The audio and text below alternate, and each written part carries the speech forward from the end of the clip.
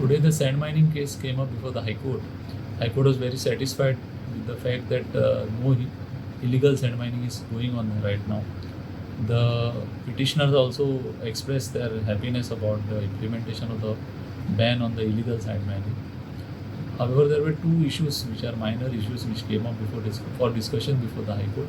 One was an issue as regards destruction of canoes which are seized by the government. So the High Court wanted information about it, which will give it on the next occasion. Then the second issue came up as to one particular permit was produced by one contractor of transportation of sand from the other state.